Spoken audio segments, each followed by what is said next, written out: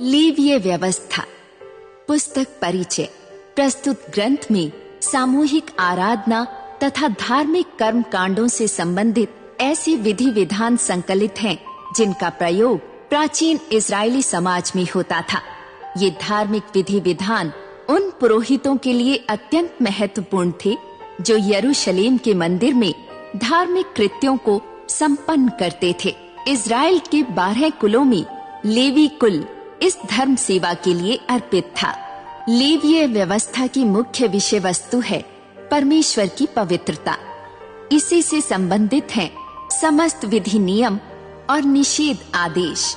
इनका तात्पर्य था कि इजरायली समाज शुद्ध शरीर और हृदय से सच्चे परमेश्वर की आराधना करे तथा धर्म परायण जीवन बिताए, जिससे इजराइल के पवित्र परमेश्वर से उसका संबंध बना रहे। ये विशिष्ट पुरोहिती दृष्टिकोण व्यवस्था विवरण ग्रंथ को छोड़ समस्त पंच ग्रंथ के विधि संकलन में यहाँ वहाँ दिखाई देता है। प्रस्तुत ग्रंथ के अध्याय 19 के 18 के शब्द सर्व प्रचलित हैं, जिनका प्रभु यीशु ने प्रयोग किया था और उन्हें एक नया शीर्षक दिया था। दूसरी प्रमुख आज्ञा ये है, अपने पड़ोसी से अपने समान प्रेम करो। लेवीय व्यवस्था अध्याय 1 अग्नि बलि। प्रभु ने मूसा को पुकारा और उनसे मिलन शिविर में कहा, इजरायली समाज से यह बोलना, तू उनसे कहना कि उनमें से जो मनुष्य प्रभु को पशु का चढ़ावा चढ़ाए तो वह गाय बैलों अथवा भेड़ बकरियों के रेवड़ में से बलि का पशु चढ़ाए। यदि कोई व्यक्ति गाय बैलों में से अग्नि बलि चढ़ाता है तो उसे निष्कलंक नर पशु चढ़ाना होगा। वह उसे मिलन शिविर के द्वार पर चढ़ाएगा, जिससे वह प्रभु के सम्मुख ग्रहण किया जाए। वह अग्नि बलि के पशु के सिर पर अपना हाथ रखेगा और अग्नि बलि उसके प्रायश्चित के रूप में ग्रहण की जाएगी। वह बछड़े को प्रभु के सम्मुख बलि करेगा। तब पुरोहित हारून के पुत्र रक्त को निकट लाकर मिलन शिविर के द्वार पर स्थित वेदी के चारों ओर उसको छिड़केंगे। वह अग्नि बलि के पशु की खाल उतार लेगा और मांस के टुकड़े टुकड़े करेगा।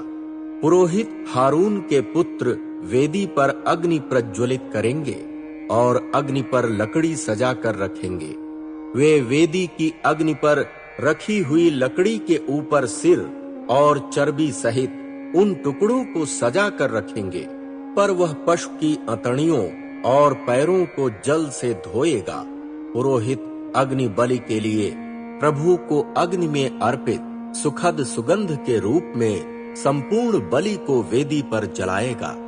यदि वह रेवड़ में से भेड़ अथवा बकरों को अग्नि बलि चढ़ाता है तो उसे निष्कलंक नर पशु चढ़ाना होगा। वह उसको प्रभु के सम्मुख वेदी के उत्तरी भाग में बलि करेगा। पुरोहित हारून के पुत्र उसके रक्त को वेदी के चारों ओर छिड़केंगे।